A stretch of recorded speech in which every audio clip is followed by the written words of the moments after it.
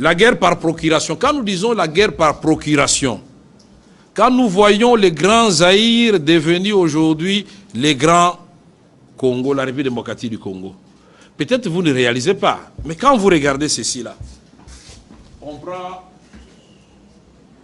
vous prenez ça comme ça, dans la quête un peu longue, hein? Et vous allez comme ça, donc ça descend quelque part là-bas, puis ça remonte. Ça c'est la RDC, non? Oui. À peu près, oui. Mais regardez ici, là, le Rwanda, c'est là, le Burundi, c'est là. On vous dit que c'est des pays mis ensemble, entrent dans la République du Congo combien de fois? 64 fois. La Belgique, c'est combien? La France, c'est combien? Mais comment un pays comme ça, vous vous réveillez un matin, vous êtes en train de pleurer que celui-là a giflé celui-ci? Est-ce que c'est normal? Non. Ici, vous avez l'Ouganda. Là, vous avez la République des Soudan du Sud, n'est-ce pas? Là, vous avez la RCA, n'est-ce pas? Et là, vous avez nos voisins d'en face ici, Brazzaville. Et là, vous avez quelque part l'Angola, Zambie et la Tanzanie, là, puisque la Zambie part d'ici. Mais ces pays avec 9 voisins. Mais notre vocation, justement, c'est d'être une puissance. Mais on nous fait des guerres par procuration à travers les voisins.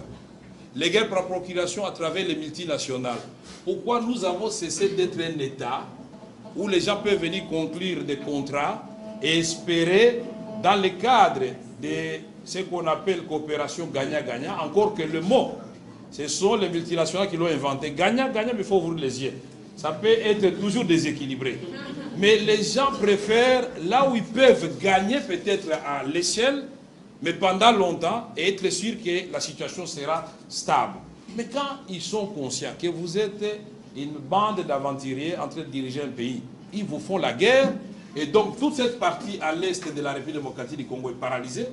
Mais paralysée pendant ce temps, on vous a dit, le professeur Bakali, vous avez dit, Walikale, dans le nord Kivu. À Walikale, nous sommes allés faire ma campagne, on avait atterri à 17h, non? Oui, oui. Quand vous atterrissez à Walikale, le pilote russe vous dit on doit faire un petit tour parce qu'on doit atterrir sur une route asphaltée. Ce n'est pas une piste. Oui. Mais qu'est-ce qui s'est passé à Walikale? Walikale, on était en train de construire la route par les Allemands. Il y a une partie qui devait partir de Kivu et une autre partie de Kisangani. Et les deux routes devaient se rencontrer pour relier Bukavu à Kisangani. Mais quand ils arrivent à Walikale, tiens, ils creusent, les Allemands se regardent, ils disent, mais comment? Qu'est-ce que nous voyons là? Ça, c'est pas la cassiterite. Et puis, ah, l'or. Mais ils viennent de Kisangani, ils arrivent au niveau de Banalia ou... Oui, je crois.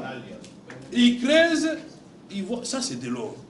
Eh bien, la route n'est jamais finie.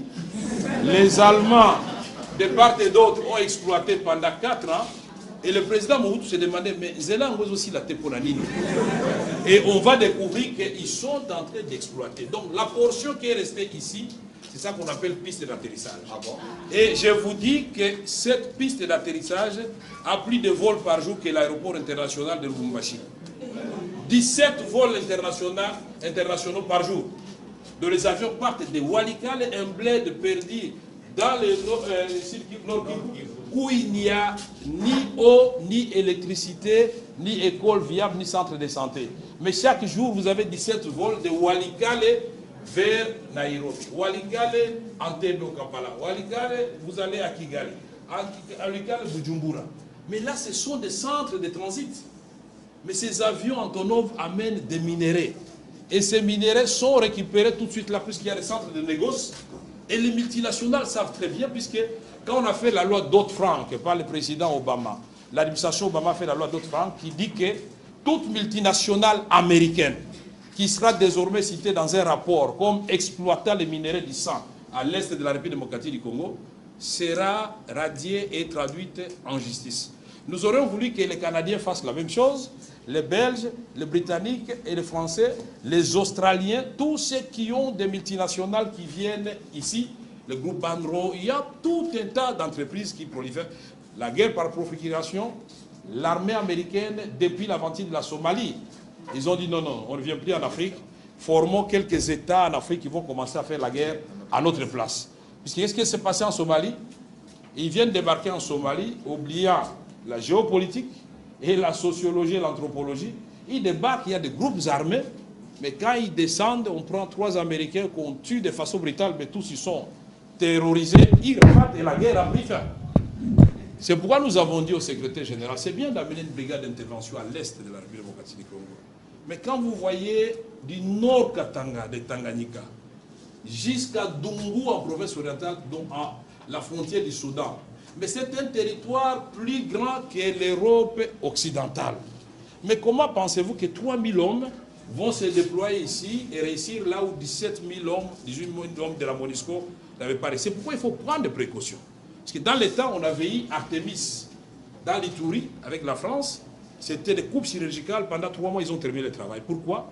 Parce que si le plan interne a créé un minimum de consensus, si le plan interne, on a localisé les chefs de bande et les chefs de groupes armés, on les a identifiés. Messieurs, si vous faites l'obstacle, on va vous arrêter. Et l'affaire est bien partie. Mais les M23 menacent les Nations Unies. On ne fait rien. Et alors, une autre aventurier va menacer et les gens continuent à mourir. Voilà ce que nous disons. Guerre par procuration, ça peut être les multinationales, ça peut être les pays voisins, malheureusement aussi les Congolais. Et ils bombent les torses, ils disent je suis un grand rebelle. Mais vous n'êtes pas rebelle, monsieur. Vous êtes un pantin parce que utilisé par des pays étrangers pour déstabiliser votre propre pays. Ce sont des choses que nous devons bannir. Et les Congolais, malheureusement, pour accéder au pouvoir, il est prêt à tout. Y compris les pactes avec le diable, il va le faire pourvu qu'il ait le pouvoir. Mais vous allez régner ce qui. Voilà.